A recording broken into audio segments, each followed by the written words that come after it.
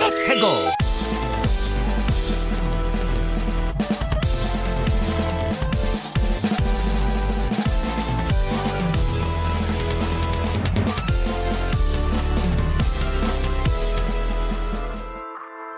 Hello and welcome to another episode of Fair 64, the video game podcast about news, occurrences, first impressions, reviews, and what's coming soon, and probably more, but I'm forgetting about the other things right now.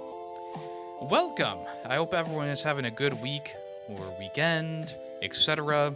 I might be getting this episode out a little bit later than usual, but probably not, seeing as I usually edit these pretty quickly. But it is Football Sunday, so I'll be MIA for a little bit from editing. And of course, yesterday I was helping my sister move houses, so I'm all sore and got up late. So we'll see what happens. But you don't really care about that. I'm just waffling on at this point. Let's go ahead and get to the first part of the podcast, which is a twofer, 2 parts here. We got the final review for 2 games, Starfield and Cocoon. Let's jump right in.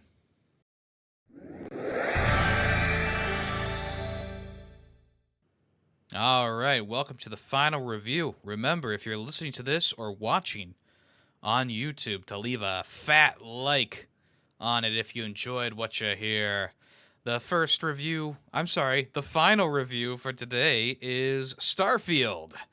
Starfield is a game that I've been playing on and off for quite a while now. And it is, it's a bit hot and cold for me personally. The game starts off in a very weird spot. They throw so much information at you and just kind of let you go for the most part. And I really felt it was like a good hour or 2 into the game when they finally take the chains off and kind of let you do what you want to do, where the game started to become much more feasible for me to continue in the long run. That's not saying that the rest of the game was a beautiful affair that that I loved 100%, but I will say by the end of my time playing Starfield, I found myself finding enjoyment in the game. The level design and how the levels worked became so much more interesting. And then finally, the conclusion was pretty cool, which I'll get to at the end of the podcast. So the starting planet for this game is really not worth exploring. This game starts you in like a mining colony, and you're mining in the mines, and you find an artifact that gives you a vision, and this group called Constellation makes contact with you, and the guy's like, well, I'll just take your spot here. You can take my ship and robot and go. So after defending the outpost for a minute, you take the ship and you go, and then the game teaches you how all the different nuances of flight control and different weapon systems. And then you fast travel to the Constellation base, and that's kind of where your adventure starts, per se. But before you can actually start doing what you want to do, in my opinion, I mean, you can just go to whatever planet you want to go to, but in my opinion, it's better to just kind of go the straight path until you get back to Constellation a second time, because Constellation takes you to the moon and Mars, and I think another planet in the solar system, and then you go back to Constellation with another artifact, and that's where they kind of let you go. You have a few missions to choose from, a few companions to take with you, and you got to go from there, doing whatever you want to do. And that's where I started to really start to enjoy my time with the game, where I could just kind of go around and do what I wanted to do. I joined the Rangers, and I was doing missions for them, and the main quest line for the Rangers is really cool. And then I joined the UC Army, and I was doing a covert mission for the UC Army, and that was pretty cool. And eventually I got back on track collecting artifacts, and a lot of the artifact collecting is just like, go into a cave, unearth the artifact, leave. And a lot of you can get like special abilities while you go through the game too, and those are relatively the same, where you just kind of like go to a place, you find the tower, you go inside the tower, you move around a little bit, and then you get a power. And the powers come in handy later on in the game, of course. But I was starting to feel a bit of that monotonous grind that's associated with just doing the same task over and over again, and that was starting to kind of eat its way into all different aspects of the game. So like the mission structure for the Rangers missions, they're just repeating. So you go out into space, you kill a pirate captain in a cave or in a base, or you go into space and you fight a pirate captain in a spaceship, or you save a captured crewmate on their ship. It's just one of those things that's like, okay, maybe a little bit more variety would have helped this a lot. And there are other factions that you also do missions for that are just constantly repeating. And I guess you can't really expect Bethesda to make 100% like super unique missions.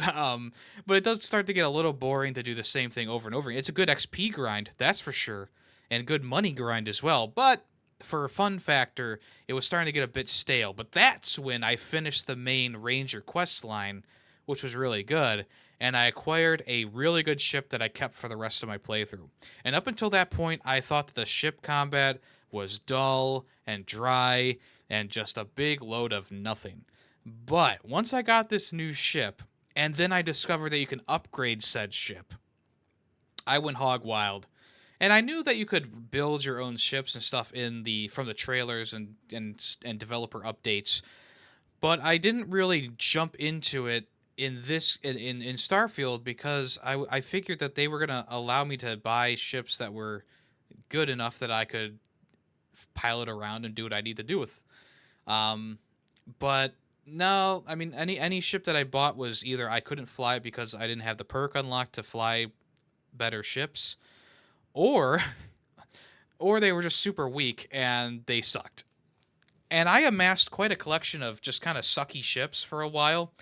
And I would buy them and being like, "Oh, this seems better," and I would use it, and I would be like, "No, this isn't better than the first ship you got."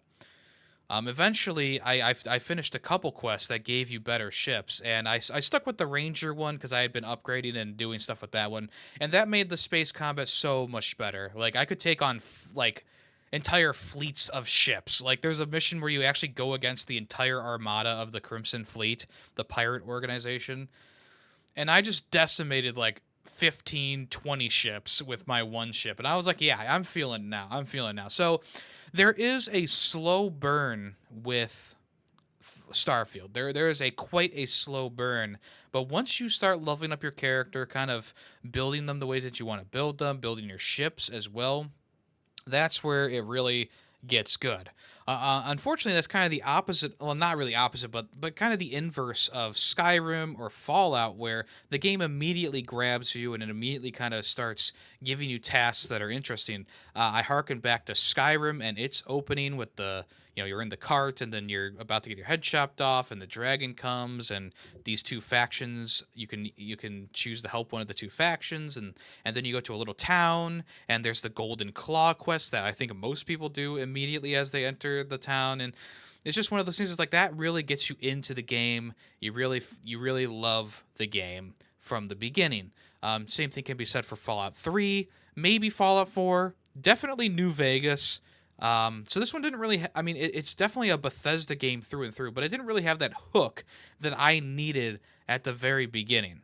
But luckily, about 2 or so hours in, I started to find the game much more enjoyable, and I was doing things that were actually interesting. Later on, with the Constellation quests, there's some really interesting level design that I really enjoyed. One of them was like this multiverse multi-dimensional level where you were switching back and forth between two dimensions. It was kind of like the Titanfall 2 quest where you're going back and forth in time. It was really good. I really enjoyed that. Some quests were much grander than I was expecting. You start off and you get a bounty put on your head, and the UC fleet picks you up, and they're like, "Hey, we need you to do this mission," and that's where you like start doing the Crimson Fleet stuff, and you start infiltrating them. And of course, you can choose to either help the pirates or destroy the pirates. It's one of those things. It's like, yeah, it's that Bethesda kind of charm to it, where it's like, yeah, I mean, there are some really good made levels here, but there's also that Bethesda uncharm or non-charm, where it's like a lot of the bulk of this game is just like go here and then kill this dude and then go back and claim your reward or something like that. Um, a big problem that this game does have is scale, and I'm not saying that the game is too big. I'm saying that the game doesn't really show its scale well enough. Every single thing you do in the game is just fast travel or warping or something like that. If you want to go to a different system, you tab out and you press L or whatever button it is on consoles to pull up your missions, and then you can just chart a course from your mission log, and that'll take you to the exact planet, to the exact landing spot. You go there, you orbit, you land in the exact spot you need to, and then that's it. There's really no free flowing space exploration. Even on planets, you are stuck to a confined area that's relatively large. I don't think most people are going to find the boundary for the area, but that being said, this is definitely not No Man's Sky, which some people would say, "Oh, that's good. I don't want this to be No Man's Sky." But if you think about it, No Man's Sky now is a very revolutionary and very well crafted game. Obviously, when it came out, it was pretty bad. It was poorly received, but it still had that idea of you can go to any planet in the solar system. You can land on them yourself. You can land anywhere you want. You can fly anywhere you want on the surface of the planet. You can go anywhere on the planet. It's all fully rendered in, and of course it's like procedurally generated. But so is Starfield's planets for the most part. I mean, there's some planets that are kind of like handcrafted by the developers, but that's the thing. Maybe this game does suffer a little bit from just being so big. I think that maybe if they had a couple of solar systems that had really detailed planets and stuff that you want to explore, you could actually fly to them on top of fast traveling if you want to and fly around the planet. I think that would have been great. But instead, they opted for we got to make a huge world and huge universe and blah, blah, blah, blah, blah. And it's like, okay, maybe we should have trimmed that down a little bit, trimmed the fat a little bit, and made a more cohesive and coherent story and exploration for all the world. And of course, no matter what you do, people aren't going to be super jazzed about either. Being held to a couple of solar systems or having the fast travel everywhere and just having a giant world or a universe to explore. On top of that, the perk system, it's Bethesda, so you unlock perks for sneaking around, weapons, jetpacks, space combat, hacking, charisma, stuff like that. It's all you pretty much understand all of it. You can have one person following you through the entire game, or no one if you want to, and there are perks related to those two things as well. I had Sam Cole follow me around for quite some time, and then I had the first guy you meet follow me around for most of my game.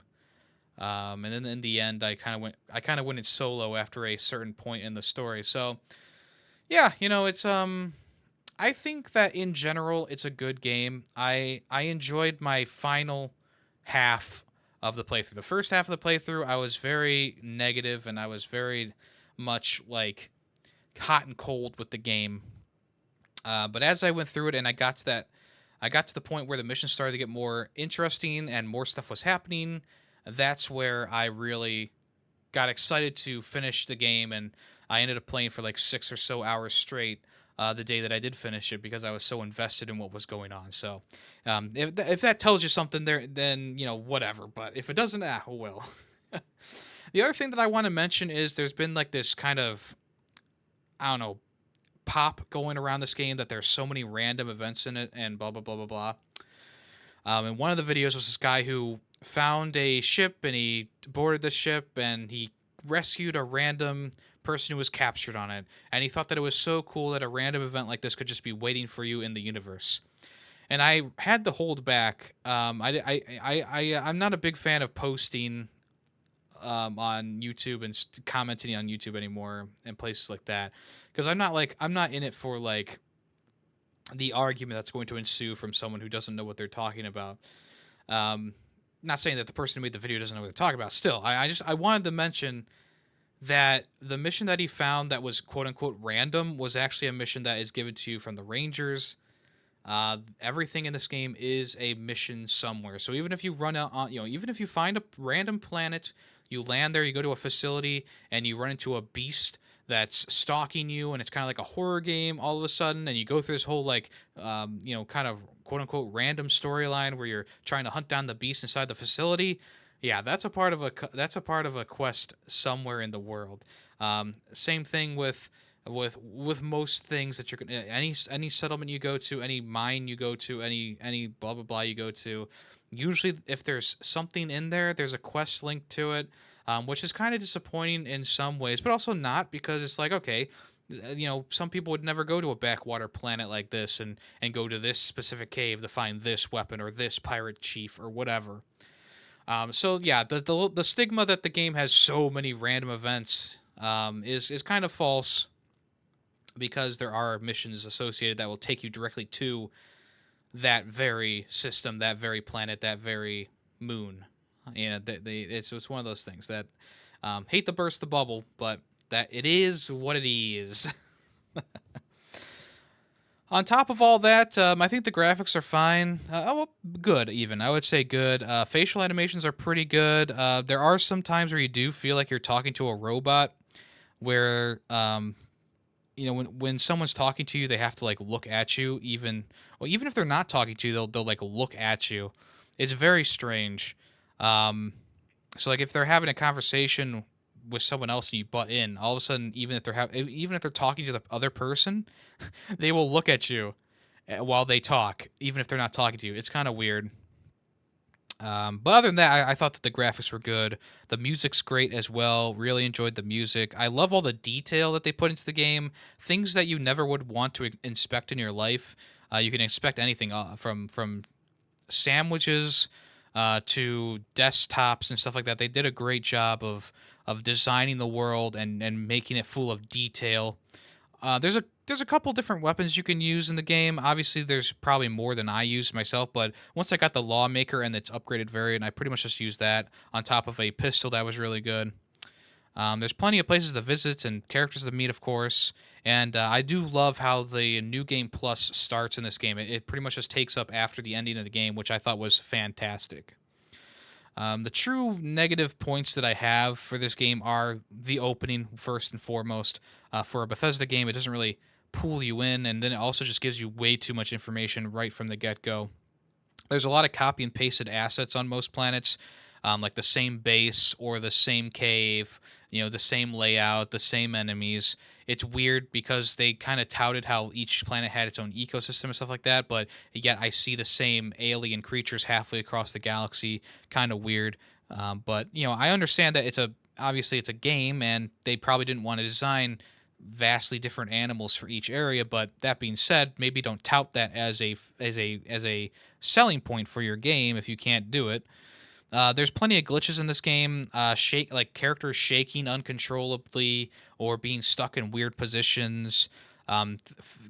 Things unrendering and then re-rendering in cutscenes. It's kind of weird.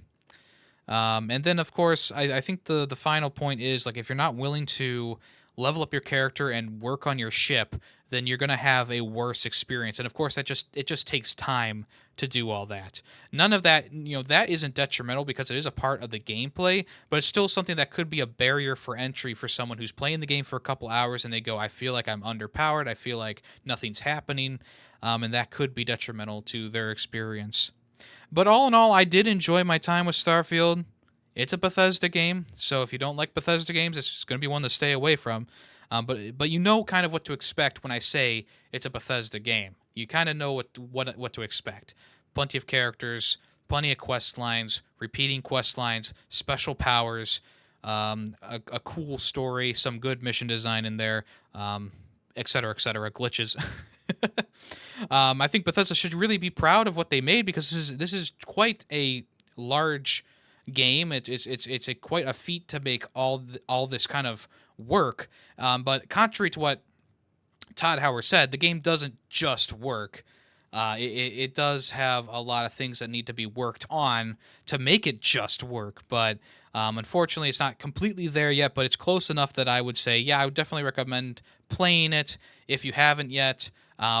Even even just doing the Game Pass version on PC or Xbox, I think that would be perfect, and you can get a taste of it. And Yeah, I think the last point is I think they oversold it in a couple areas. They talked very highly of the exploration and blah blah blah blah blah, and it just wasn't exactly there. It's not No Man's Sky. It's Starfield. It's not, you know, whatever compared to this. It is Starfield is Starfield, but it's easy to make a comparison between other spacefaring games, because Bethesda obviously was inspired by the concepts of No Man's Sky, but they couldn't deliver on the same level as that. Even the base game for No Man's Sky had you going from planet to planet, being able to circle around them, land anywhere you want without boundaries, without invisible walls, without blah blah blah. As it stands right now, if you go to a solar system and you try and fly to a planet, it's just a JPEG. Alana Pierce on YouTube, I believe she was also a reviewer for IGN at one time, prove this fact by flying straight at a planet for like 7 hours or something like that. And when she got there, it was literally just a JPEG of a planet or a PNG of a planet. And she went right through it. She couldn't land on it. So a little bit disappointing in that aspect. Of course, they make up for it by making the world so easy to fast travel around, but that's also a bit of a deterrent as well, simply because, oh, now we're going to trivialize exploration, etc., etc. You know what I mean.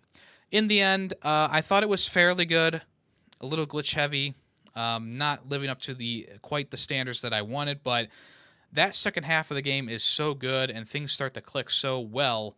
I'm gonna leave it with a 4 out of 5, and that was the final review for Starfield.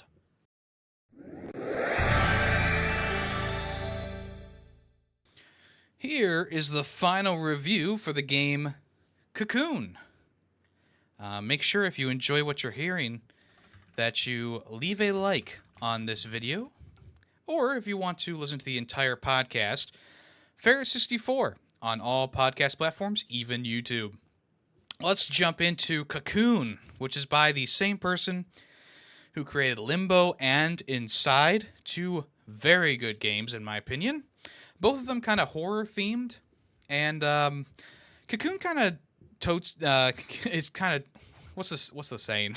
It kind of is on that edge of being a bit horror related, but not really. There's some sections that are intense for sure, and there's some imagery that is kind of horror-ish, but for the most part, it is less horror and more just like a top-down kind of exploration puzzle game. And much like in the style of Limbo and Inside, the visual style of the game is very strong. The visuals are very well done in the game. It definitely looks great. The top down perspective is new for this developer. They usually do 2D side scrolling games. And much like those other 2D side-scrolling games, Cocoon is also a one-hit kill kind of game. But you really don't have combat until you get to like a boss encounter, and I'll talk about that in a little bit. So the main crux of Cocoon, you wake up and you're on like this desert world, and you find this orb, and the orb allows you to travel to a different world, I guess. And you can actually pick up orbs and put them inside each other and use them inside each other. And it gets real, like, this concept gets pretty complicated by the end of it. You started by just kind of like, oh, this orb can do this. And I can walk around and use the orb for switches and pressing and activating platforms, and it can do all sorts of things. I guess the game is a bit basic in a way where it's just like walking around and pressing one button, but they do a lot with that concept. Let me tell you, this orb can do so many things just on its own without any of the multi-world orbing. It's pretty impressive what they've done with this game. So once you defeat the first boss, now the orange orb can reveal pathways and allow you to walk on things that were not there before. pretty cool. It's a great way of pushing the game forward, and you really can't go backward in the game. Much like Limbo and Inside, there's really no going backwards in the games. So the same thing happens here, where they close off paths once you've done everything you could possibly do, or everything that the main game requires you to do, and then you move on. Um, so you go from pressing switches and lifting platforms with your orb to walking across platforms and making platforms appear out of nowhere, having the orb be in many different places at once, et cetera, et cetera. It's hard to really explain because you kind of got to play the game in order to kind of fully understand it. So I'll try my best. But eventually you get to like a point where like you get an orb that shoots, I guess, lasers or whatever you want to call it, the short little lasers, and you put another orb in front of it with an orb inside of it, and the laser goes into that orb and then hits the other orb inside of it, and then that hits a switch. It's one of those puzzles and one of those things that's like really like, whoa, that just did that. And this game is full of those moments where the puzzle is just so perfectly executed, and when you finally figure out exactly what they want you to do, you have that, I don't know, maybe not jaw dropping moment, but you have that moment of like eureka, and you move on to the next thing, or maybe you almost get it and you feel like you have that eureka moment, but then they're like, oh, but you got to go back and get this ball. How are you gonna go back and get that orb? It's one of those funny things. It's like, okay, all right, you got me, you got me, Mr. Carlson. Um, so yeah, it's one of those games that like if you enjoyed Limbo and Inside, it definitely is not the same as either of those games, but I think you would enjoy this one, even if you don't like those two games. This one is something completely different from the same developer. That is definitely worth your time. It's worth playing. It's on Game Pass, so you could try it out with for like $5 a month, which is not that bad at all. Or you can grab it on Steam for a pretty low price. I think it's like $10 or something like that, or 20. It's not too bad at all, and it's definitely worth every penny for this game. It just the music is amazing. The graphical style is fun. The encounters with bosses are interesting. I loved the boss fights in this game. It kind of reminded me of Fury for a minute, but it also, you really don't have any offensive capabilities, but you can grab things and throw them at the boss, or I don't want to give too much away because it is a very very fresh game. The game's not too long. It's going to take you about 4 hours to beat, but the amount of just unique and fun puzzles is overwhelming sometimes. Like there's just so much going on. Even until the very end, they're throwing some new thing at you, and I really just smiled my whole way through this game. It was definitely a game that you kind of get once in a while where it's like, oh yeah, this is just all gelling so well. This is just like the peak of an indie studio doing everything that they're good at, while also expanding their horizons and doing stuff that they have never done before. And that is super cool. Love that. Love that a lot. Sure, a lot of the early puzzles are a bit basic. Oh, all you got to do is pull this thing here and then walk over it. Wow. But very quickly, as it moves on, it does start to really layer on top of itself. And it's kind of how, I mean, the game Cocoon is kind of, a layering on layering on layering on layering game, and there's so much going on.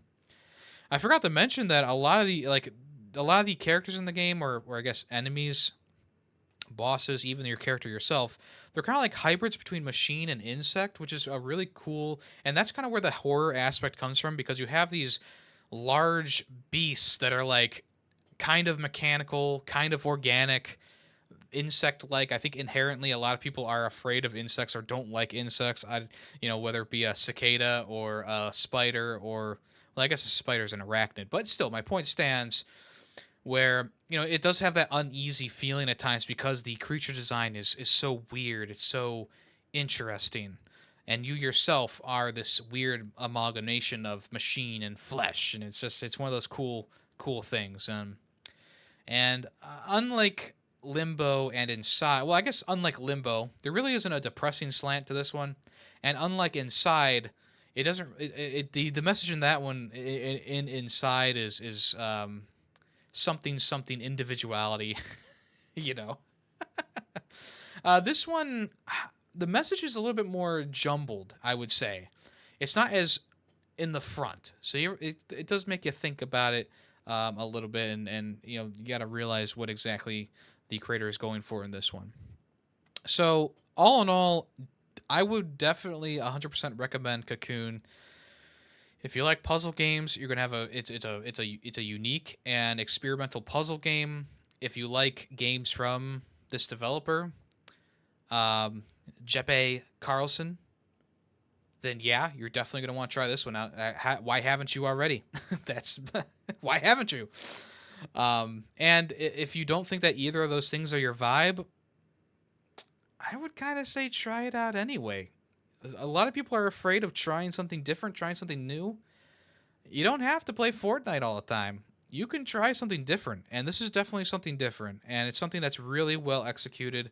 I don't think the puzzles are so difficult that you're going to get frustrated. I did get stuck on a couple puzzles here and there for sure, but I really only had to really stop and I got really like stuck pretty much all the way at the end when it was supposed to be a bit more difficult of puzzles to solve. So I think that the puzzle solving is open and it allows you to ease yourself into it, and you don't. I mean, I would say most people probably aren't going to get stuck for too long on most of these puzzles, but they do get more difficult as they go on. It's not like the Talos principle where kind of immediately off the bat you're given some pretty tough things to solve. It does warm you up to the idea of how these orbs work and what they can do, and what your character can and can't do. And I think that's great. I think that's great. I think it does a good job of easing the player into it and then making things progressively more difficult or more intricate. And the boss fights, I mean, they're not going to take you too long to beat. I really was only stuck on like the third boss fight for for a couple of tries, and that was it. I think that they're mostly there just to kind of give you a little bit of that intensity. One hit kill. Oh my god.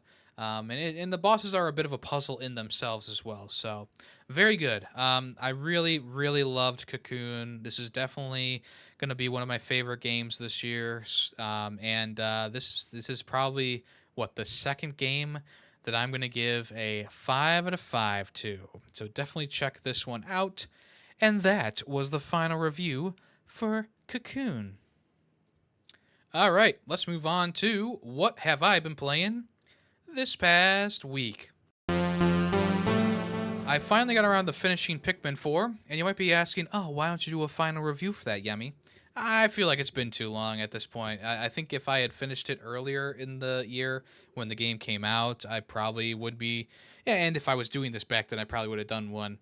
But yeah, I had actually finished Pikmin 4 a couple days ago, and then I went back and I was like, I really want to do the 100%.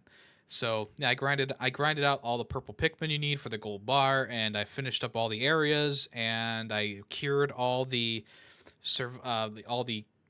stranded people, and that was it. The game ended, and it brought me back to the main menu, and this was at the time that I was actually traveling back and forth from where my sister lived, and it's like a 2.5 hour drive. And as soon as the main menu hit and I saw the save icon go away, and I was like, oh, how much battery do I have left? My console actually turned itself off. So I was very lucky and fortunate to finish it up before it turned off. Um, Pikmin 4, this is a game that I never would have expected me to like back in the day. Like when I was a kid and I played Pikmin, I think it was Pikmin 1 on the GameCube. I didn't get it, and I was very bad at the game. And going and playing Pikmin 4 fully, this is like this is actually like the first Pikmin game that I've really played. Definitely one of those games that I was not expecting to be so enamored with it. I really enjoyed my time with it. If it wasn't for the slow load times, I think it would be a perfect game. But because it's limited to the Switch and Switch is older hardware at this point, and I have an original Switch, so maybe the OLED version loads faster. I don't know. If it wasn't for those long load times, I really would have been on the cusp of a 5 out of 5 for this one.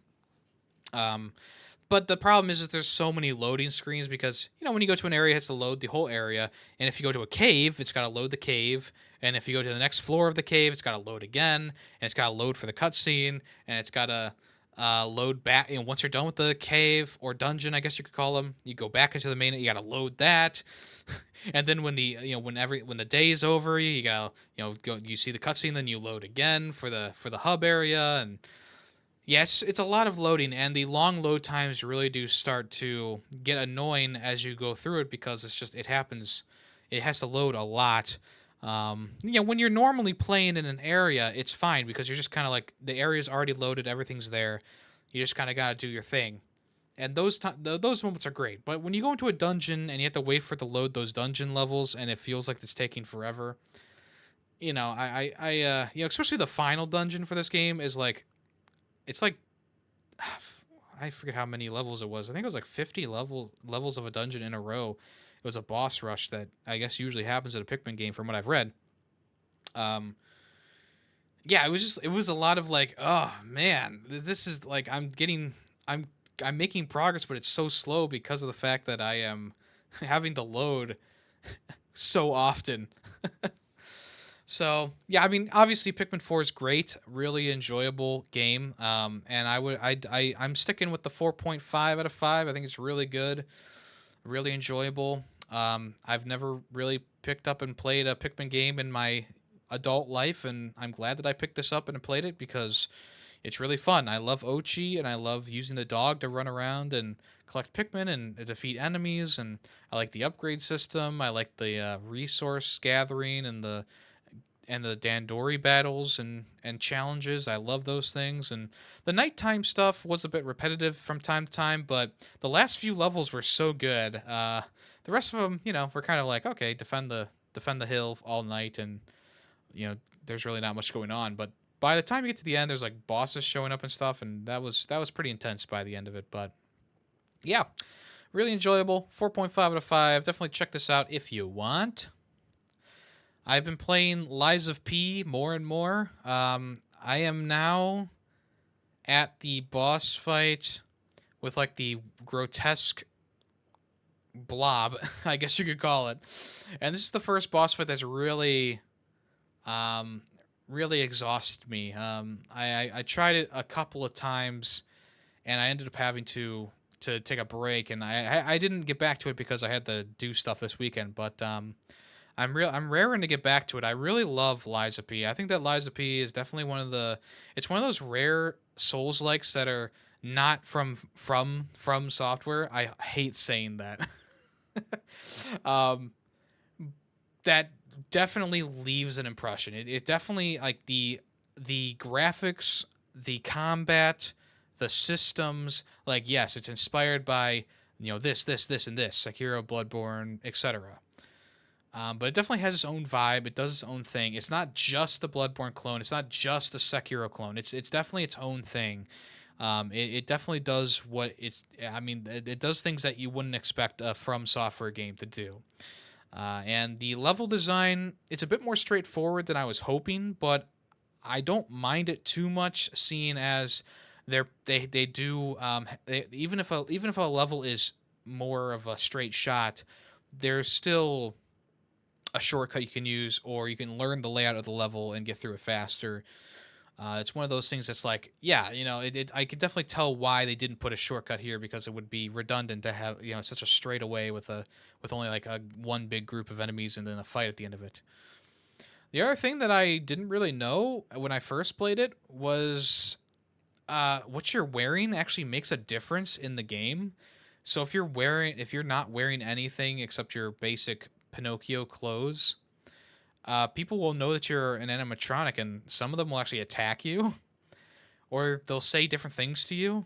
And if you're wearing you get the donkey outfit early on, and there's another outfit you get from the same group of people who are like the hunters or whatever they're called. There's actually an NPC that you meet later in the game, and if you wear one of those outfits, I think they're called stalkers, the stalker outfit. They'll actually let you pass without having to fight them, which is really like, I was like, oh, I accidentally did this. I was just wearing this outfit because it looked cool. So Yeah, that's one of the things that I really liked about it. Of course, lying is a big part of the game, but it's kind of opposite of the original Pinocchio storyline, where they, lying's bad, don't ever lie. In this game, it's you kind of need to lie to do things from time to time, which I guess is gonna affect the game in some way later on. I'm not sure. I'm not sure how or why, but we'll see. I'll see. So yeah, it's definitely a game that I would totally recommend the Souls fans. It's a game that it's got challenge to it, but once you learn the parry, kind of striding the line of parrying and dodging at times when you need to, that definitely gets a little bit easier, but it's still a difficult game. Like I'm still, even though I kind of breezed through a couple bosses, I did die a handful of times to each of them. So it's not like I'm just going through them boom boom boom. Like I'm taking my time with them. I die a couple times and I learn their moves, and you learn how to do the perfect parry and stuff like that. So yeah, it's just one of those. And there's also some regular enemies who are kicking my ass too. Like there's this like enemy that like has like I'm saying like so many times. I'm so sorry. It has like a hammer and flame attacks, and like the first time you meet one of them, it was just holy shit. Like it was a tough battle. It's in such a cramped location too, and it took me a few times to. It took me probably about 10 times to get past him, but. Yeah, that was really cool. Really enjoyed that.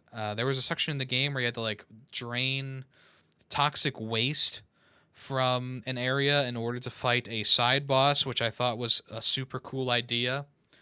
Um, so yeah, very very good game design, pretty good level design. Love the mechanics of the game as I'm learning it. Definitely excited to jump back into it. Probably later today or whenever. And yeah, I'm very invested in Liza P. And now the question you might be asking yourself is, oh, would this game be for me? Me, a person who might not be a Souls fan, or me, maybe a person who struggles to like Souls games, or me, a person who likes a Souls game, but not the ones that are from software or more difficult. I like Jedi Survivor, but would I like this game? And to answer your question, the answer to all those questions is probably not. And here's why. One, the game does require precise timing. The enemies are very aggressive. Um, Blocking, it allows you to save yourself from a full hit, but you still lose health from blocking. So you can get it back by hitting the enemy, kind of like Bloodborne. But if you just get hit on without blocking, you lose the health, and the enemies can actually regain their health by hitting you before you do a massive attack on them. So it's a very give and take kind of game. It's very unique in that way. Two, there are some regular enemies in this game that will truly kick your ass and test your patience. And then that is just a fact. That is just a genuine fact. And three, I think that the game has a couple obscure things about it that are not going to click with people right away, and it may deter someone from continuing the game if they're struggling. I'm not the first area, but like the second area you go to, it's kind of like this big kind of circle area that has a couple shortcuts in there. Let's say someone doesn't realize that they can open a shortcut there, or maybe they run into the area where the enemies are knocking you off of a bridge because you're going through it too fast or too slow. And it's one of those things that's like it's a very give and take kind of game, and I do feel like it can really build up frustration, especially if you're someone who doesn't usually play Souls games. You don't know really what to expect. So if you like Jedi Fallen Order or Survivor, this is probably not going to be the next step for you in your journey of playing Souls games. Fallen Order and Survivor are Souls games at their core, but they're much more loosey goosey. They're much more forgiving. Yes, they do still have challenge to them, but it's a licensed Star Wars game. It definitely is not as difficult as something from software. um, but the next step, I mean, it's a good starting point. It's a good starting point, and then after that, you can kind of mill around, see what else clicks with you. And I said this in my Discord, and I'll say it again. Liza P might be the game that clicks with you. If you're interested in the world and and like the quality of Liza P, there's a demo out. try that. It's on Xbox Game Pass. Try it there. It's on Xbox Game Pass for PC and for console, so you can try it in both those locations if you don't want to fork over the full price for the game. I understand completely. Also, yeah, it only takes one Souls game to really click with you to get you into these kind of games. I remember back in the day, I had played a couple of Souls games, including Dark Souls 1 and Dark Souls 3. No, not 3. Dark Souls 1 and 2. I had played both of those, and I just was not into it. I was like, oh my God, I can't do it. And it was back when I was like just getting out of college, or maybe it was I was in college and I was trying these games because a lot of people were praising them. And then Bloodborne came out, and it was a gothic type game. It didn't require super intricate character building and stuff like that. It was really just a one size fits all kind of game. And I played through with a friend at the time who showed me the ropes and got me into it. And by the time I was done with my first playthrough of Bloodborne, I wanted to get the platinum on it, and I got the platinum. And then I went back and I played Dark Souls 1 and I played Dark Souls 3, and eventually I went and played Dark Souls 2, but that's a story for a different time. Actually, I talked about it on Fair 64 back in the day, if you want to check that episode out, I guess. And then another game like Sekiro comes out, and I wasn't vibing with it, so I didn't. But I would like to get back to it. And there's so many other Souls games that come out that I never would have tried in a million years. Mortal Shell, Lords of the Fallen, The Surge.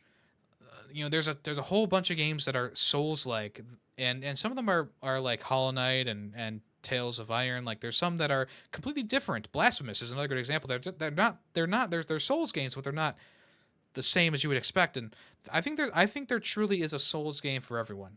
If Fallen Order and Survivor are your Souls games, that's great. If Dark Souls 1 is your Souls game, that's great. Wherever you start is up to you. And if Lies of P is the game that gets you into it, I'm not going to stop you. I'm not here to stop people from playing a game that they want to play. If they want to play Lies of P, play it, see if you like it. Maybe this will be the Souls game that really clicks with you and opens the door for the rest of the world of Souls games. But I'm not going to gatekeep anyone. You can play whatever game you want, and you can spend the money if you want. But I do know for a fact if any of those things that I said before apply to you, maybe stay away from it. But for me personally, really enjoyable, and I love it so far. And the music is great. It's definitely a banging soundtrack, especially when you get the little records that have songs on them. Lovely. All right, let's flip the switch. Payday 3 finally got to play it after the servers have been down for a couple weeks. Just the reason why you shouldn't make your game always online, even when playing private matches. But yeah, fantastic. Um, I think I found out that I'm just not a Payday fan. I played Payday 2 a little bit. I mean, I would say quite a lot back in the day, but I really only played the bank heist mission because I found the other missions to kind of be annoying. There's one where you're making meth. There's another one where I don't even remember exactly, but and Payday 3 is kind of the same where they start you off with like a really good bank heist, and then the rest of the levels are just kind of like weird. Like, oh, we're robbing a bridge of precious materials. Oh, we're robbing a jewelry store. Oh, we're robbing a nightclub. And even though they've definitely, I guess, improved the game in terms of the levels are a little bit more involved. Like the bank heist, you start off by robbing the bank, cracking the vault or blowing the vault open, and then you gotta escape with the cash. And instead of just escaping into the van, of course you can always go back and get more cash and then escape, but you have to like lower some gates for the van to come in, and um, that's the big change. Or like the bridge mission I was talking about, you actually have to hack like a truck, and the truck will drive across the bridge to the pickup point, and you gotta lock pick all the cases and put the loot into a helicopter, and then at the end of the level you have to run to the extraction point on the other side of the bridge. And I mean, the level design is kind of interesting. It's not terrible, but I think the general gameplay of Payday is just kind of bad. And that stems all the way back to Payday 2 and 1. It feels the same as those games. I really was hoping that they were going to improve how the games feel, but they really are just arcade shooters, and it's not a really good arcade shooter. The series is just not good. The shooting has always felt bad. I don't know how else to say it. And the AI enemies, the police, I mean, there's some really new annoying enemy variants. Like there's just one that like does a bunch of dodges and then like makes a lot of noise when it comes near you and knocks you on your feet. It's just so weird. It's really weird. Of course, the annoying shield guys are back, and like the police seem to take way more bullets than they should at times. And it's also like a game that's like, okay, we're heisting this place and we are just killing thousands of video game police officers, and it just doesn't. There's something about it that just doesn't click with me. You know, like while I was playing the other day with Greedy Waffles, I randomly in my mind was like, "Oh, that police officer had 2 kids," and I felt really sad. It's a fake video game police officer, but I was just thinking about like, damn, like this we killed like 100, 200 police officers here. Like, what are we doing? You know? I don't know. There's just something about the game that just doesn't. It is not clicking with me. Maybe I'll play. I'll probably play more of it if Greedy Waffles wants to, or someone else gets the game and wants to play it. But it's just not one of those games that like Payday has never been a series that I've been super jazzed about. I was excited to try out this game, and after the abysmal launch and just playing it, I kind of soured on it, and I don't know. All right, and for games that we streamed, we finally finished Marvel's Avengers. What more can I say about this game? It's bad. It is. I'm glad they're taking it off of storefronts. If you bought it for your, $5 or whatever, consider yourself lucky. I bought it for 60, and I just got around to finishing the main quest of the game, which is the reassemble quest line, and it is just bad all around. And I know in my ending rant for the game, I didn't say, not everything I said was 100% accurate, but I feel like that ending rant is probably going to just kind of show my feelings for the game better than right now my calm demeanor is going to. So let's take a trip back in time to the final stream of September and relive the rant that is Marvel's Avengers.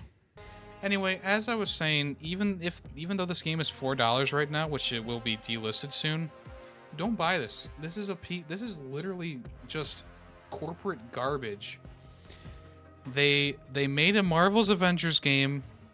They made a Marvel game, I should say, that combines several elements that are meant to make money, and that is literally the only list. This is literally the only reason that this game was made this way, is because the greedy bastards who funded the development of this game forced Crystal Dynamics to put loot elements, loot boxes, all these other things that require money back when the game released, okay? They put all this bullshit into this game, and you know what happened? People didn't like it. You know why people were more negative about this game than a game like Destiny or Fortnite? Is because this is a huge IP. It's coming from a studio that's never done something like this. And guess what? Guess what? Kids are going to be playing this game. Not a lot of kids are playing Destiny. Not a lot. I mean, obviously, a lot of kids are playing Fortnite, but this is a franchise that is based around young kids who like to see their superheroes in different costumes. And here we are putting in all these outfits that require either tons of grinding or tons of money. They can't keep getting away with this. Oh shit! And I know the argument like, oh, think of the kids. It's not really that important, but in the long run, and just thinking about this game as a whole, like, this was such a monetized piece of shit, and that campaign is also just complete garbage towards the halfway point. It just takes a total dip, both in writing and level design. It's just, oh my god, like, give me a freaking break. Like, why'd they do it like this? It could have been a third-person hero cooperative brawler. You could keep the level design the same, just take the gear system out and just have the skill points for leveling up your character. That's all you fucking needed. Have the extra costumes be unlockable by finding secrets in levels. That's all you fucking needed to do. But instead, they make it this bloated fucking mess with gear systems, skill point unlocks. All you have to play as each and every character in order to level them up. They can't just be with you or in your party. You have to play as every single character in the game to level them up. I mean,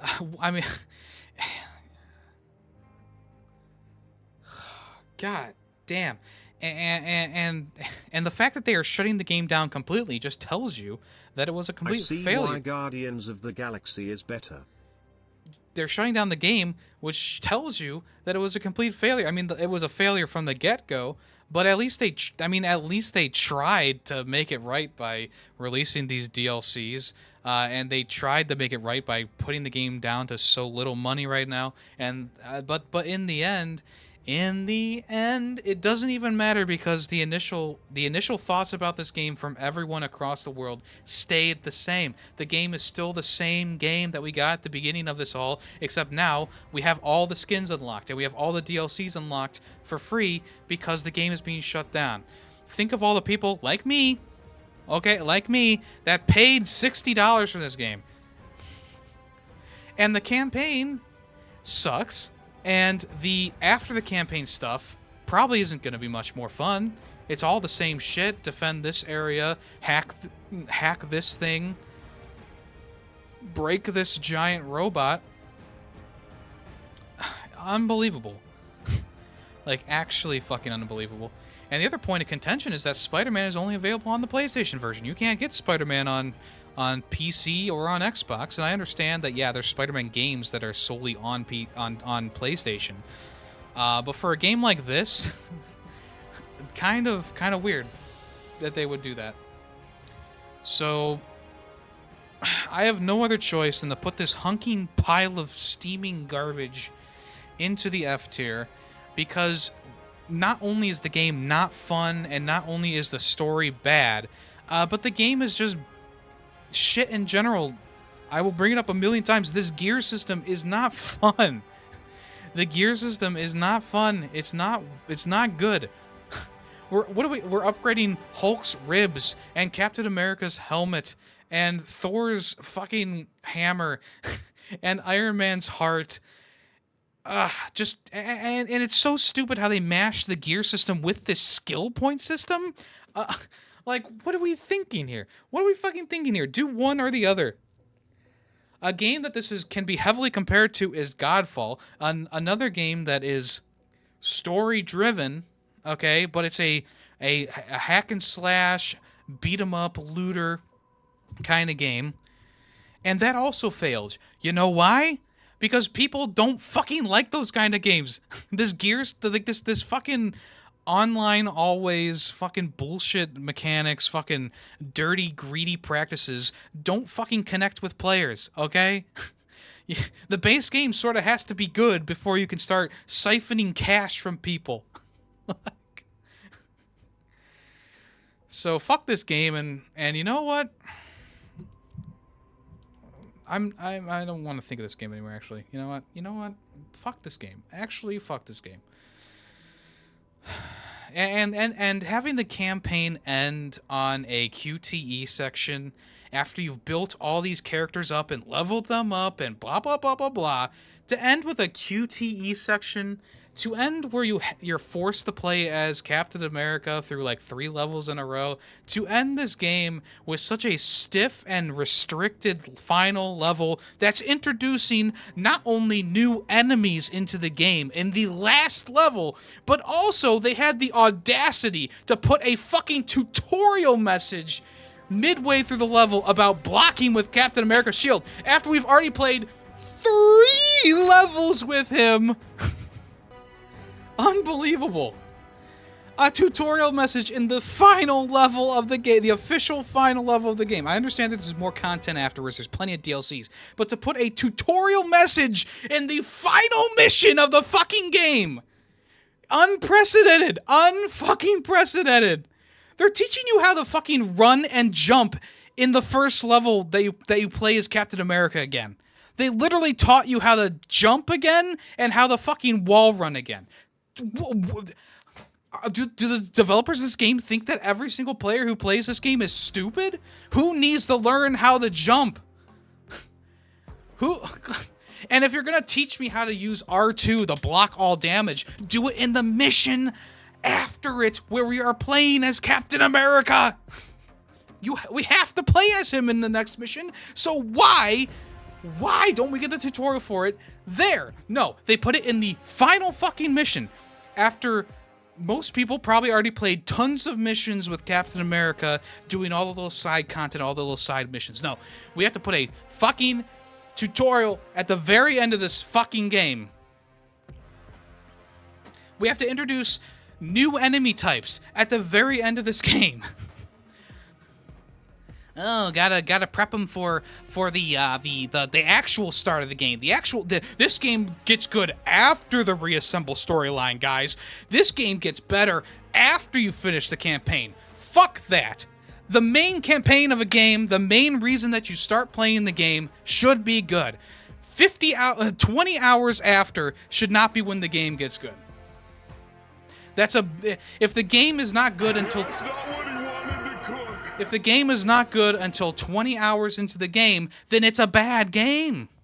Why should I invest more time in this game if the whole reassemble storyline, the main meat and bones of this experience that you are going for, is bad? Why would I invest more time into that?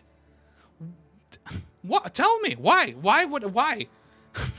Why should I invest more time in your game if you're not going to spend the time to actually build an interesting story and actually have a good conclusion for that story and then give me the post content? No, it's because they want you to keep playing the game, keep grinding for better gear, buying their fucking shit, buying the DLCs. They want you to keep playing the game. So what they do is they go, oh, Destiny, this worked in Destiny, having the campaign end and then having the bulk of the game open up afterwards. But here's the difference between Destiny and Marvel's Avengers. It's the fucking Avengers, okay? People are more invested in these characters than Joe Schmo, who's shooting a gun in Destiny. Maybe the DLC chapters make everything better. I don't give a shit at this point. Honestly, I just don't give a shit at this point. This game is trash, and I'm glad that it's being shut down. I'm glad, and you know what? I am glad that I have a physical copy of this game, because now, oh baby, the price on this $60 game is just gonna skyrocket. Now the price on this game is just gonna. I'm gonna put this game into a box, and I'm gonna make sure it stays pristine. That this stays pristine. You know why? Because this game's gonna be worth $5,000 in the future, because they're shutting it down and delisting it. But here's the other thing. If they ever decide, which they were going to originally, if they ever decide to completely shut down everything about this game, it'll be completely unplayable, because you need an internet connection in order to play it. So if they go, we're taking the servers offline, we're taking the multiplayer offline, we're taking everything offline, guess what? Now your disc is just a fucking drink, one of these things, okay? It's just one of these things. A thing to put your drink on.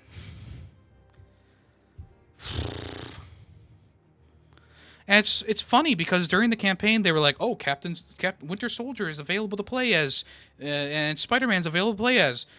Could I play as them in the main campaign? No, of course not. They wouldn't let me do that. So why give me the message that says, you can play as Winter Soldier, you can play as Spider-Man, when I can't? I can't play as them until I'm done with the main campaign. Or if I go over here to this play now bullshit. And like I said, not everything I said was completely accurate there, but I was really peeved about the tutorial at the end of at the last level of the game, and just how they babied you through it. I was really not a fan of level design. I like the open world aspect of, like, the levels are a bit open, but it's just one of those games that really could have been so much more than what it was, and yeah. So don't recommend Marvel's Avengers. It is F tier, yeah. All right, let's move on to what's in the news. All right, first up, the Knights of the Old Republic remake, or KOTOR remake, is in some hot water right now. PlayStation was taking down videos of the reveal and stuff from YouTube and Twitter. I believe they cut it out of the original state of play that it was showcased in, and people were saying, "Oh, this is the end. This is it. They're done. It's done for." If you don't recall, they gave over developing duties from Asper to um, who? I forget who. Embracer Group? Yeah, Embracer. Which was an interesting thing to do. Obviously, Asper was working on the re-releases of the older games, older Star Wars games. So maybe Sony thought it'd be better for a bigger studio to take up the remake. But what happened was Knights of the Old Republic footage, not footage, but the reveal trailer, which is pretty much just Darth Raven showing up out of nowhere and igniting his lightsaber. So it's nothing like too crazy. But essentially it was just that, and there was apparently some music in the background of it that the license expired for the reveal trailer. And so what Sony did was, instead of re-upping the license, I guess, for the music, they just took the video down from all different social media platforms, and so this has been quite a rocky series of events for the remake of this beloved game. I never really vibed with Knights of the Old Republic, but I felt like a remake could make it more accessible for me or other people who didn't really vibe with the original gameplay of those games. And it's unfortunate that we're probably. I mean, who knows when we're gonna get an update on this? Maybe the next state of play, maybe the next year. It's hard to say. But as of right now, KOTOR is just kind of sitting there in our minds. Is this going to be another Beyond Good and Evil 2 situation, or Dead Island 2 situation, or Skull and Bones situation? I mean, there's, I don't know. And you would think, since Sony was funding this and publishing this, and it was going to be exclusive to the PS5, you would think that we would have more information about it by now or whatever. But it seems like KOTOR is going down the same rabbit hole as something like Metroid Prime 4. But at least Nintendo owned the music to Metroid Prime 4, so they didn't have to take down the reveal of the game. So yeah, we'll see what happens. Maybe there'll be a re-reveal in the coming months or coming year. I guess we'll have to wait and see. On top of that, there has been a class action lawsuit filed over the KOTOR 2 DLC being canceled on Switch. The developer Obsidian Entertainment, publisher Asper, decided to not put the DLC for Knights of the Old Republic 2, called The Sith Lords, onto the Nintendo Switch eShop. Instead, because they canceled it, they gave people free Star Wars games. So they said, here, you can have a code for the game on Steam that includes the Sith Lords DLC, or you can download the original Knights of the Old Republic, or Jedi Knight, or Jedi Knight 2 for free. And people were not completely happy with this. There was a lawsuit called Malachi Michelonis, which is probably the lawyer group, versus Asper Media Inc. It was filed in July, requesting a jury trial, with the defendants required to respond by the 4th of October. So in a summary by The Gamer, here is kind of the main gist of this lawsuit.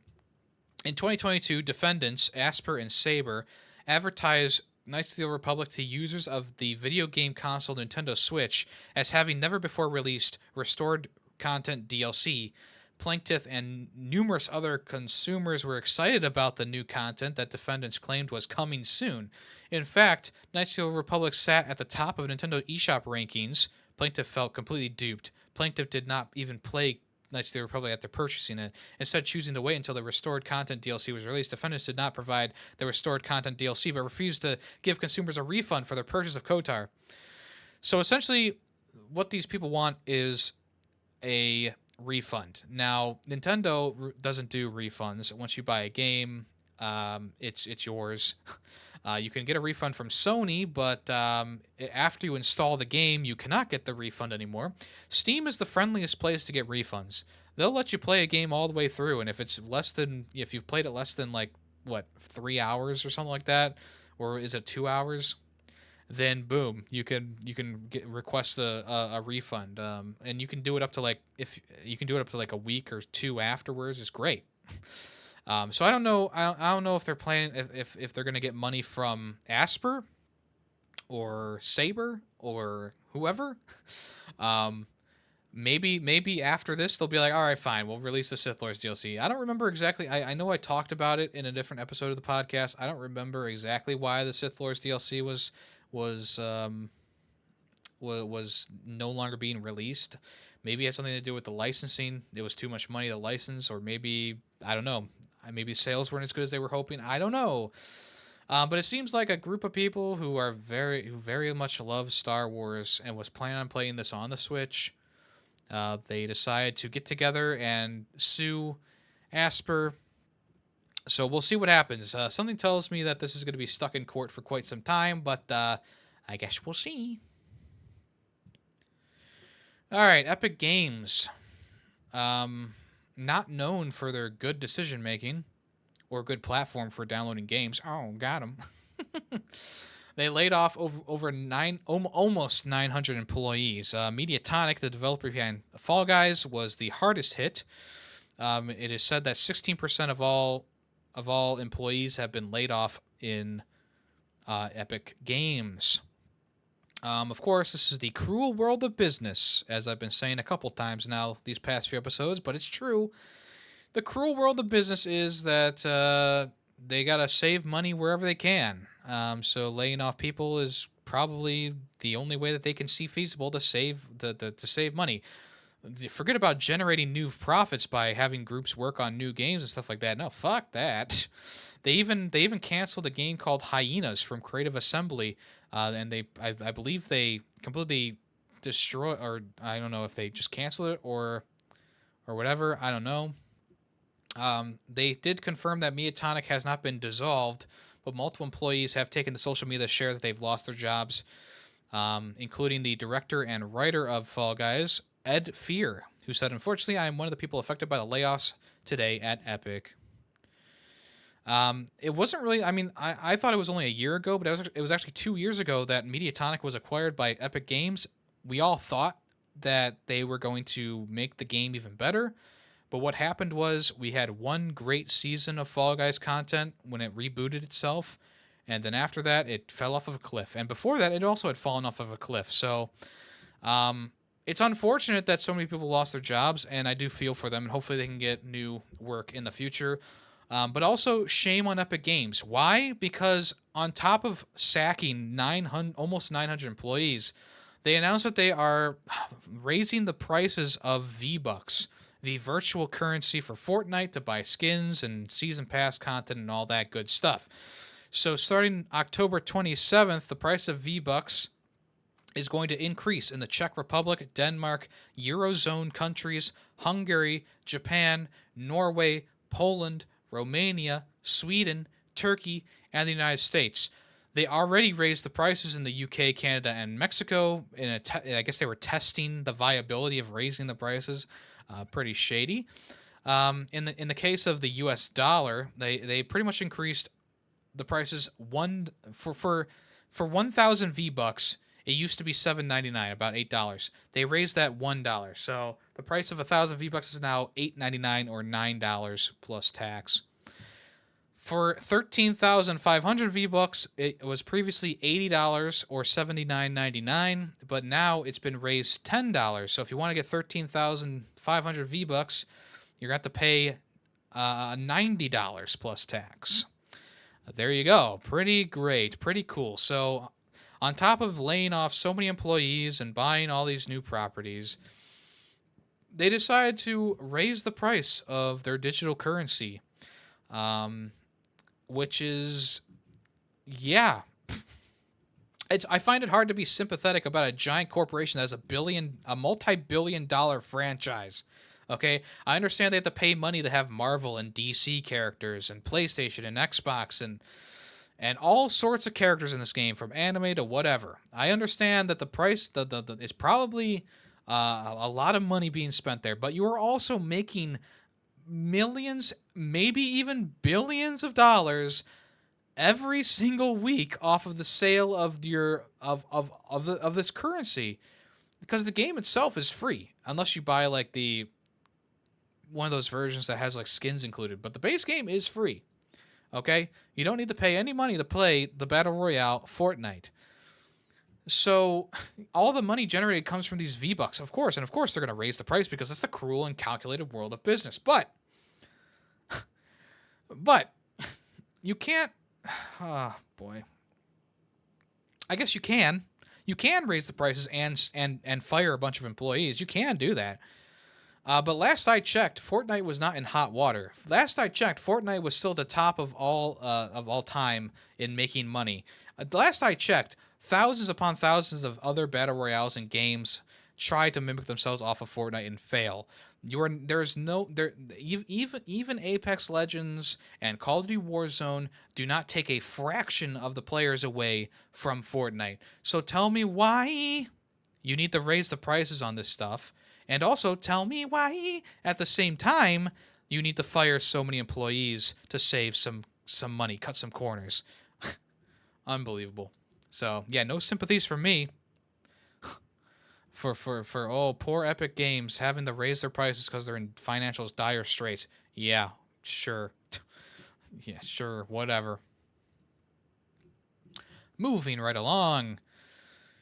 Hideki Kamiya, who was the lead on plenty of games like Resident Evil 2, Devil May Cry, and Okami, also formed Platinum Games, and he, of course, headed the studio for the development of Bayonetta, The Wonderful 101, Astral Chain, and Beautiful Joe. And along with a new project that they are working on called Project GG. We don't know what it is yet. But yeah, he is leaving the company. He's leaving Platinum Games. In a Twitter post, he says, as announced on the official Platinum Games Twitter account, I will be leaving Platinum Games on October 12th, 2023. This came after a lot of consideration based on my own beliefs, and was by no means an easy decision to make. However, I feel this outcome is for the best. I will continue to create in the Hideki Kamiya way. I hope you'll keep your eyes peeled. So, his games have always been a bit on the risque side. Devil May Cry, for sure. I mean, Bayonetta, the main character herself is very risque. I almost wonder if Nintendo was pushing for more of like what they did with Bayonetta 3, where they had like a safe for work version, and I wonder if he was not super jazzed about that, because that does, whatever you might want to say about the portrayal of different characters in these games, it's a style, and it's definitely a place of inspiration. I guess it's definitely he has like it's the Hideki Kamiya way. Okay.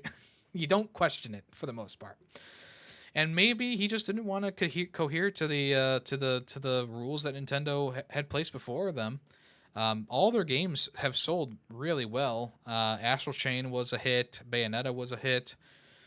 Think of the games in the past like Okami. Even though that was like a sleeper kind of game, it still became a cult classic. Devil May Cry, obviously, has been huge ever since it was released. So it's unfortunate that he's leaving the company, but I'm sure he will move on and create things even better than what he's already done. So there you go.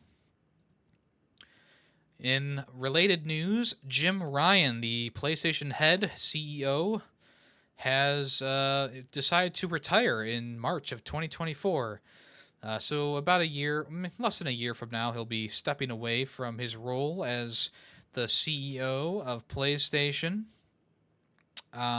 So we won't be seeing him on State of Plays anymore. Hiroki Totoki is going to be the intern CEO at his position, so we'll see what happens. In a press release, they said Mr. Totoki will work closely with Sony Group Corporation Chairman and CEO Kenricho Yoshida and the management team of Sony Interactive Entertainment to help define the next chapter of PlayStation's future, including the succession of the CEO role. So Jim Ryan He left a comment on Twitter and said, "After 30 years, I have made the decision to retire from Sony in March of 2024. I've relished the opportunity to have a job I love in a very special company, working with great people and incredible partners. But I found it increasingly difficult to reconcile living in Europe and working in North America. I will leave having been privileged to work on products that have touched millions of lives across the world. PlayStation will always be part of my life, and I feel more optimistic than ever about the future of Sony Entertainment. I also want to thank Yoshida-san for placing so much trust in me and being an incredibly sensitive and supportive leader." So he actually joined the company back in 1994. He worked his way up, assuming various positions within the European branch of the company, and later he eventually took over as CEO. The current, I guess, Japanese CEO, Kenichiro Yoshida, said, "Jim Ryan has been an inspirational leader throughout his entire period with us, but never more so than in overseeing the launch of the PlayStation 5 in the midst of a global pandemic. The extraordinary achievement made by the entire Sony Entertainment team has been steadily built on, and the PlayStation 5 is on track to become their most successful console yet." So I know a lot of people don't like Jim Ryan, and I know a lot of people don't mind him. Obviously, he's not as charismatic as Phil Spencer or even any of the Nintendo bosses or CEOs who appear in their Nintendo Directs. Um, yeah, I've never really disliked him. I just felt that he was like a very vanilla kind of CEO. He was very much like, this is a CEO and nothing else. He didn't really relate to, I don't know, gamers too much. I would say, like, he's not a character in the gaming world that you go, oh, he's a gamer. Nah, he's kind of just a CEO, and I'm sure he played plenty of games, but he didn't come off that way, especially during his appearances in different press junkets. He just, I don't know. He's like I said, you can't have Phil Spencer in every single company, but or Reggie. Maybe Reggie's going to take over as PlayStation CEO. But yeah, I don't know, mixed feelings, I guess, across the board. So we'll see who takes his place, and maybe this is the reason why he stepped down. Maybe he realized he's just not fit for the ever changing world of kind of being a face of a company. And when you think of PlayStation, you don't really think of Jim Ryan. When I say Xbox, Phil Spencer comes into your mind. Major Nelson would come to your mind too. He left that company a bit ago. Same with Nintendo. You see the faces of the company. You don't just see their mascots. But for Sony, it's really just their mascots. It's Nathan Drake. It's Aloy. It's Kratos. It's Ratchet and Clank. There's a bunch of different characters you think of. You don't think of Jim Ryan, and that's why I circle around to. He's pretty much he's just a CEO. So maybe Sony's going to put someone at the CEO position who is more, I don't know, ingestible for a general video game audience. But I guess we'll see. We'll see. So good luck to him in his future. Sayonara. Okay, we have two Netflix anime/cartoons coming out. One of them is Devil May Cry. This is going to launch sometime soon. It's coming soon.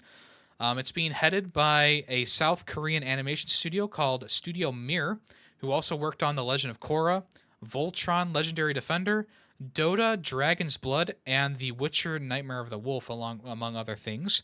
It's being spearheaded by Adi Shankar, who is the producer behind the Castlevania anime. So, yeah, I mean, the little teaser they showed looked, fine, and the soundtrack was bumping. So I'm sure this will be fine. I'm sure this will be good. It looks on par. Like, the little bit of animation we got looks on par with like the Cyberpunk and the Witcher series. So we'll see what that looks like when it eventually comes out. There was a different Devil May Cry animated series back in 2007, which consisted of 12 episodes. I don't think that you can actually find those in many different places, but yeah, seems like it's gonna be pretty good. We'll see when it finally comes out. And then Tomb Raider, Lara Croft is also getting her own Netflix adaptation. This one seems to be following more closely to the reboot, the was it 2015 reboot of the series. Mostly, I feel like that's it because they show a picture of all the characters from that game. So we'll see. We'll see what happens in this one. The animation style is not I mean, it's fine. It looks more like a more stylish kind of. Like, do you remember the Mortal Kombat movies that animated ones that have come out recently? It kind of reminds me of that, where it's good animation, but it feels a bit stiff at times. So we'll see. This one is being put together by Legendary Television, who I guess they have a couple of things under their belt, but they're not apparently good enough to list them here in the article. So, yeah. We'll see. Is this going to be better than the movie that came out a while back? Well, we'll see. We'll see. We got a couple of games being delayed. First off, Cities Skylines 2 has been delayed on consoles. It is still releasing on October 24th for PC, but the game has been pushed back for consoles like PS5, Xbox, etc. to spring of 2024. This also means that the Xbox Game Pass release is going to be pushed back as well. In an update, Paradox Studios said that they needed more time to reach the quality targets it has for the console release. As we want to provide the best experience for our players, we are updating the release window for Xbox and PS5 to spring of 2024. The additional time will allow us to focus on matching the quality and performance across all platforms. This also takes the game out of the equation for the craziness that is October in the video game world landscape, although if you are a PC player, you'll still be able to play it on the 24th of October on Steam and other places as well. So there you go. You can check it out there. Banisher's Ghost of New Eden has been pushed back from its October 2023 release to 2024. So in a post on Twitter, they said with so many unforgettable games in 2023, it's important that each of them shines brightly. Banisher's Ghost of New Eden is no exception. Though finished and set for release, we want Red and Tea's story to get the spotlight it deserves. As a result, with our publishers Focus Entertainment, we took the decision to postpone the release on PC and console to February 13th, 2024. A perfect date for an epic, lovely story. Thank you for your patience. So I do think that it's a good move that they did this. But you do wonder about the wording here. With so many unforgettable games in 2023, does that mean that Banishers is going to be a forgettable game? I hope not, because I am excited for it. I think that everything that they showed off has looked good. The gameplay previews and stuff like that have looked really well done. I am excited for it. So I guess, yeah, we'll see. Obviously, October is still really packed, but it seems like more and more games are pushing their way out of October, and Banishers is no exception. But the exception is Hellboy Web of Word, which hit a small delay. It is still releasing in October, but instead of being on October 4th, it is now coming out October 18th. Not much was said in the press statement, but they did say that developer Upstream Arcade is still hard at work ensuring that all players, longtime fans, and newcomers to Hellboy receive the best experience possible. So a 2-week delay isn't too bad, but this also does push it closer to both Alan Wake and Starfield and Mario Wonder. So you wonder if they should just push it back even farther, which they might eventually. I think this is only a digital release, so they could push it back as many times as they want. But whether or not they want to release this game in the middle of such a crazy week, yeah, I don't know. I'm not sure. But yeah, we'll see how that looks when it comes out. Everything that I've seen about Hellboy has looked pretty good. So yeah, we'll wait for that release. First Hellboy game in quite some time, probably since like the PS1 or something like that. And to top off our delayed section of the podcast, the first paid DLC for Dredge has been delayed until 2024. Originally planned to release in 2023, quarter 4 2023, the Iron Rig has been delayed all the way back to 2024. Now, there's no specific release date yet, but I would guess that's early 2024 planned in the background here. In the press release, they said, we plan to spend a few months crafting this exciting edition and release it in quarter 4 this year. However, as we progressed, we were faced with the reality that given the time of year, we need much more time to coordinate our marketing and make the launch as exciting as it could be. So, sounds like either they're having trouble with the timing of it being like, oh well, we don't really want to release it in this kind of spooky game in Christmas time, so we're gonna push it to next year. I don't know. Dredge was great. I talked about it a little while back when it came out back in March, I think it was. And yeah, it's definitely a very fun and unique game, and yeah, definitely gonna check out the DLC when that comes around. All right, so Meta, aka Facebook, actually more specifically the MetaQuest VR device, is going to allow you to play games from Xbox Game Pass with cloud gaming, which is kind of crazy. You can play hundreds of high-quality Xbox games, including Halo, Infinite, Starfield, and Forza, all on a massive screen you can take with you anywhere. So the main like gimmick of this headset is that it can project a TV like quality screen right in front of you, no matter where you're looking. There's some glasses that do that as well, but this is a VR headset, so it's even more immersive and probably more high quality detail than those glasses are. But pricier, that's for sure. Even though I think the glasses are like $1,000, this is probably going to be like $3,000. Who knows? But this was revealed during the Meta Connect 2023, and you might be asking, "Oh, Yummy, why aren't you talking about any other Meta Connect things?" I'll quote The Fugitive. I don't care. But yeah, you'll also be able to use the cloud gaming feature on the Quest 2 and 3, so you don't need to have a 3 in order to do this, but you will need at least a 2. It's weird that they didn't show any VR games. Like, I know there's Fallout 4 VR, and I know there's a few other Bethesda games that are VR capable. So maybe they'll eventually add those to the service. But it might be more difficult to port games from VR headset to VR headset. So we'll see what happens. And finally, for the news today, EA's FIFA series has been completely delisted on all storefronts, including Steam, Switch, PlayStation, Xbox. EA is, of course, rebranding the FIFA games to FC blah blah blah. FC 24 is the one coming out this year. But I guess they have to completely take down all the other FIFA games from this digital storefront since they use the old FIFA naming convention, which they lost the rights to last year. So now if you try and look for anything before FIFA 2023, they will no longer be available for purchase, even though 2023 is technically still available up until the release of FC 24. I believe that, yeah, they're just planning on taking them all down. So at the request of the publisher, EA Sports has been unlisted on Steam, on the Steam page, and other places as well.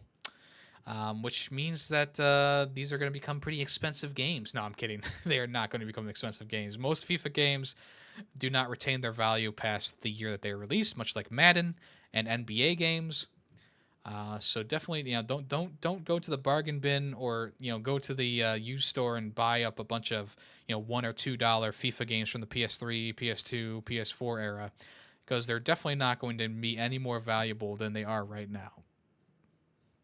All right, let's move on to the next part of the show, which is what's coming soon.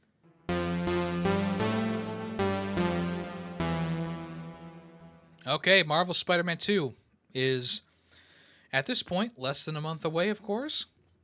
They have detailed the accessibility options for difficulty modifiers in the game. You can tweak several things, including challenge level, enemy health, enemy damage, stealth awareness. You can simplify puzzles. You can have the dodging and parrying timer be more accessible. Chase assist, which is probably like if you're running after a car or something like that. The game speed, you can actually turn the game speed down from 100% to all the way down to 50%, I think, which I guess would help with people who have a problem with quick reaction time, stuff like that. You can have enhanced auto aim. You can rebind all the controls for the game. So yeah, a lot of good things there. And then also you can implement the new audio accessibility options. In the press release, they said additional options in the heroes gallery of accessible features at launch are our audio frequency controls. These will allow players to disable the uncomfortable sounds with our high frequency cutoff, like high-pitch ringing, low-frequency cutoff, like bass or explosion, or a custom setting with the notch frequency filter so you can better enjoy Pete's classic quips as he thwips back a detonating grenade. Insomniac also confirmed that there will be more accessibility options arriving in a post-launch patch, which includes audio descriptions, screen reading functionality, and probably multiple language captions. So those will be coming later in a December update, apparently. So yeah, there you go. Some good stuff for people who need it. Of course, most people probably aren't going to touch those at all. Cuphead is getting a anniversary update for Xbox and PC, but not PlayStation, not yet. PlayStation is going to be getting the update probably at a later date, or maybe not even at all. It's hard to say. In the press release, they said that original sketches, concept art, process footage of painting or model work, unused music tracks, orchestra session footage, you name it. Knowing that we wanted to give our thanks to the Xbox community that has shown us love from day one, we really thought about the kinds of things we would want to see as fans of Cuphead. The goal was to make this update feel like a real peek behind the scenes at what went into bringing this game to life across all parts of development. So, this anniversary update will add a gallery, a music player, and a behind the scenes videos for the process of making and creating the game, which is really cool. We really didn't see a look behind the curtain like this back when the game was coming out. I know they had a video that had some behind the scenes footage, but not like this. So very cool. A free update from MDHR Studio, and hopefully it'll come to PlayStation eventually. If you're a PlayStation user, I'm sure it will. F099 has added 5 additional tracks. 5 additional tracks, along with the Queen League being added to the Grand Prix mode. So the 5 new tracks are Mute City 2, Port Town 1, Red Canyon 1, Whiteland 2, and Death Wind 2. Now, I haven't played this game since last week, so forgive me. I also never played the original F-Zero game, so a lot of these tracks are going to go over my head, of course. Yeah, I mean, I always love to see new tracks being put into the game. Like, definitely want to see that, and we'll see if they add even more in the future. So, very cool indeed. Can't wait to try those out in the near future. I definitely will get back to this eventually. Metal Gear Solid Master Collection Volume 1. There's a chart that they released showing the different frame rates and resolution that the game will be able to be played at. So the chart is pretty much across the board 1920 by 1080 at 30 FPS for the original game, Metal Gear Solid 1. The only time that you have a dip in resolution is in the handheld mode on Switch, which dips to 1280 by 720, but it still is at a 30 frames per second. The second and third games are all going to run at 1920 by 1080, except for the handheld mode, which also runs at 1280 by 720, and the FPS is 60 across the board, except for the Switch.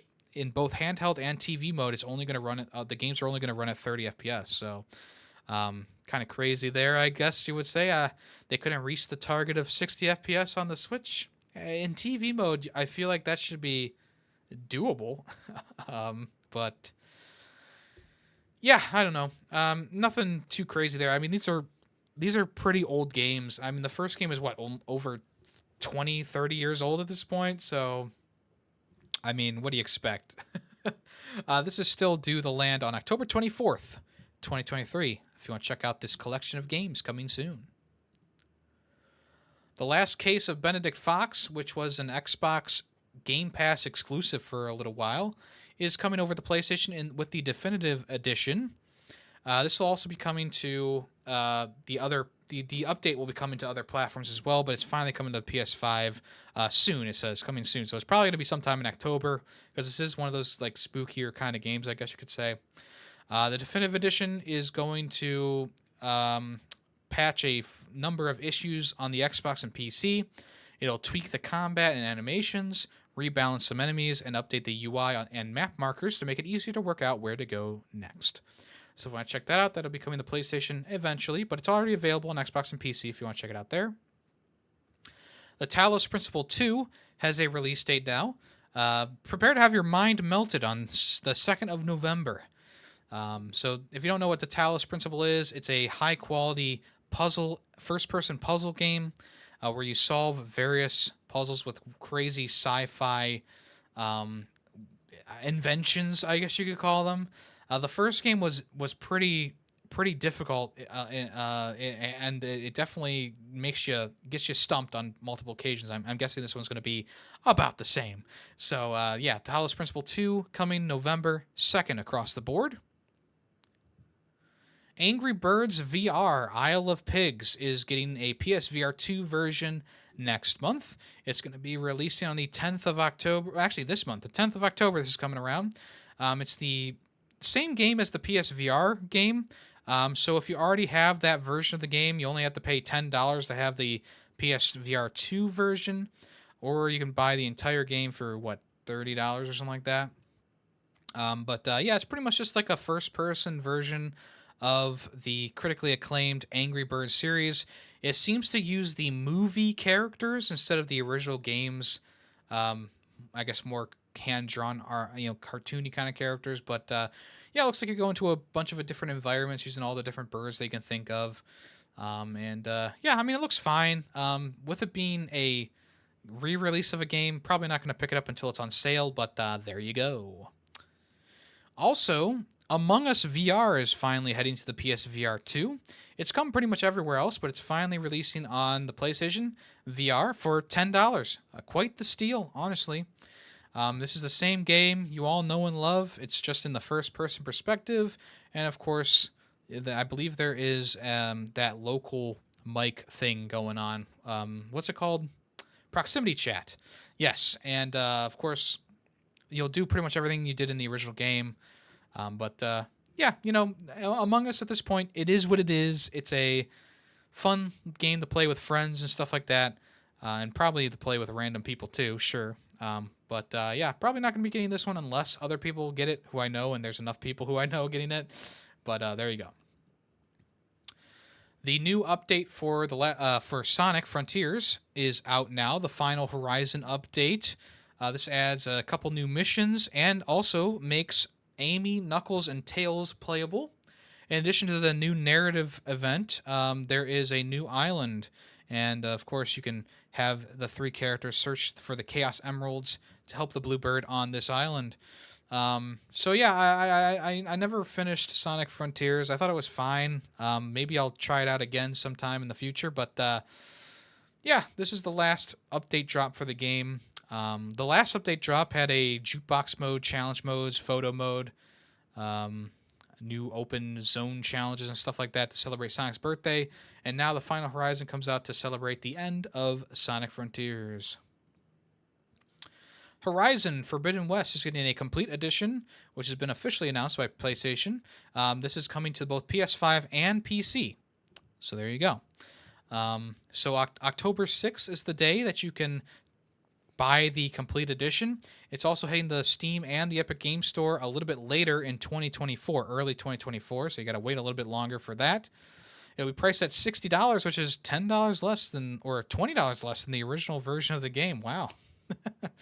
It includes the Horizon Forbidden West game, along with the Burning Shores DLC. You get a digital soundtrack, an art book that's also digital.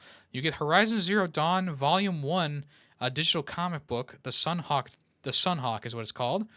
You also get some extras in photo mode, special poses, and new face paint, along with the Karja Behemoth Elite outfit, and the Karja Behemoth shortbow, the Nora Thunder Elite outfit, the Nora Thunder sling, the Apex Claw Strider machine strike piece, and a resource pack to give you a little bit of a boost at the start of the game. So yeah, if you want to check that out, that'll be available soon, October 5th. Horizon Forbidden West Complete Edition. Hidden Gems Volume 1 is bringing 4 classic Commodore 64 games to the Switch, and it's already available now if you want to check that out. This is being developed by Imagine Software Ltd. This collection will see the return of some pretty obscure games, in my opinion. So you got Horace Goes Skiing. This is a game where you play as Horace, an 8-bit hero. In this game, he needs to get skis and then go down a skiing hill and need to dodge trees and stuff like that while also going through the flags. Gilligan's Gold is another game coming to this collection. This is a game where you go around a dangerous mine trying to grab large pieces of gold, climb ladders to reach new areas, grab bags of gold, and transport them to your wheelbarrow at the top of the screen. But watch out for the deadly bandits.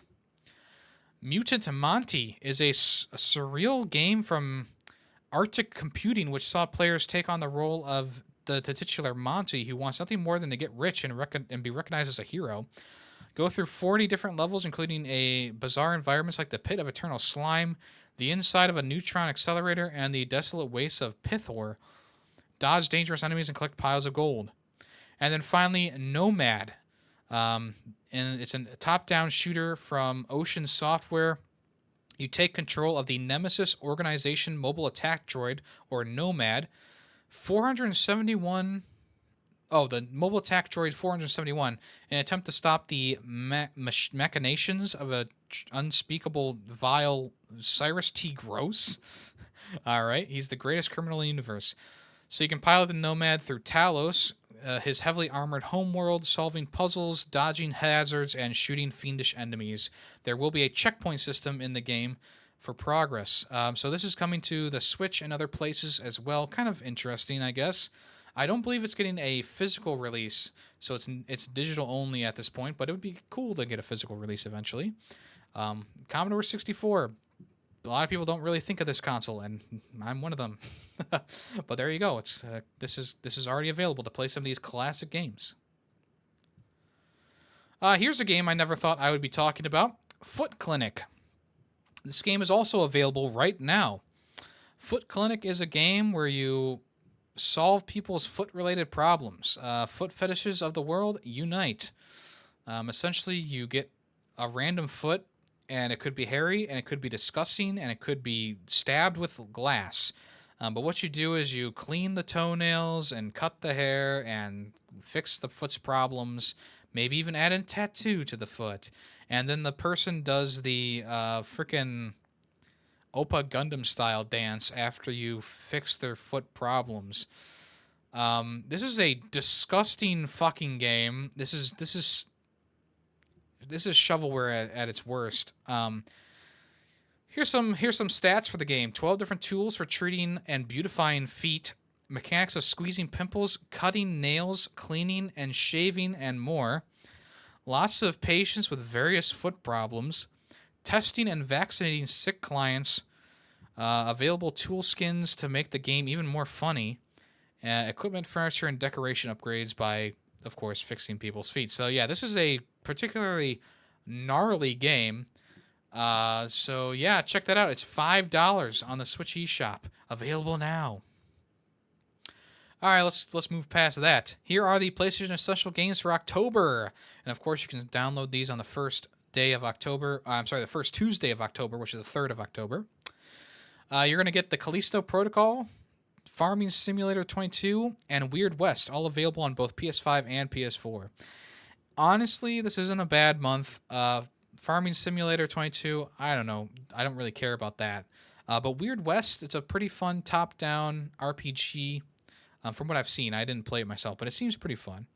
And then the Callisto Protocol, it's like half a good game, half not a good game. So, you get like the amazing graphics and incredible visuals and great audio design, but you get like the terrible combat and the poor story. But it's still worth a playthrough, I would say, especially because I believe the DLC came out for it, or a big update that added an actual ending to the game. So there you go.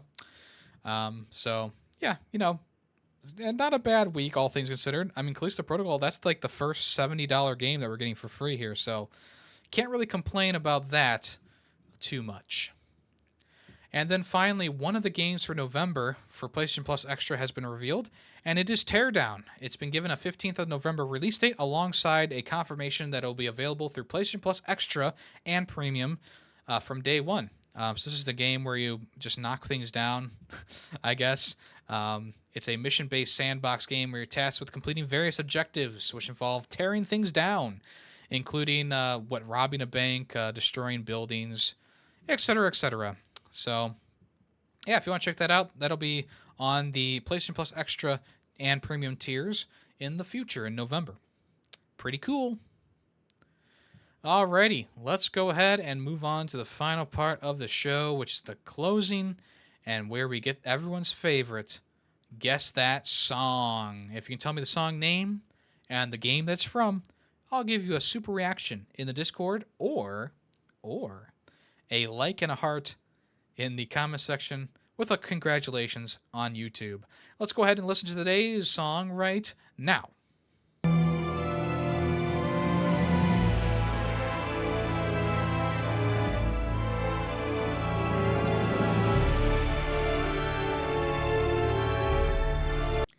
Okay, if you know what that song is, let me know in the comments below or on the Discord. This month, it's October, folks. So here's a hint. I'm probably going to be doing horror games the entire month. So that's a hint for y'all out there. Congratulations to Coco, a.k.a. Lucy, who got the last episode's song from Paper Mario: The Thousand Year Door, the Rogueport Sewers. A very boppin' song, one of my favorites from the game. So let me know if you know what this song is. If you do know, you win some emojis, I guess, or whatever. But that's going to do it for this episode of Fair64. I do appreciate you for tuning in, stopping by, and saying howdy do. I've been Yemmy the Ferret, of course. If you want to check me out on Twitch, it's www.twitch.tv/Yemmy the Ferret. We stream Monday, Tuesday, Thursday, and Saturday. Of course, it's October, so we're doing our Spooky Games month. And to start it off, we are playing The Last of Us Part 1, the remake of The Last of Us, which I never got around to playing last year. So it should be a good game to start off with, and then we'll go from there. We've got a lot of games planned. We'll see how many we can get through this year. If you want to join the special Halloween bingo, that's going to be starting up on the on Monday, the 2nd of October. And there's fabulous prizes for that, too. You just got to sign up in the Discord. And other than that, not much else for me to say, except I'm also on YouTube, Twitter, Instagram. It's all at Yemmy the Ferret. And also there's the Yemmy the Ferret VODs channel, where I upload past streams and shorts when I feel like it. So thank you so much for listening. I appreciate y'all. Don't forget to rate the podcast on Spotify or review it on Apple Podcasts. Also, leave it a like on YouTube if you so desire. And as always, I'll talk at you next week. Bye-bye.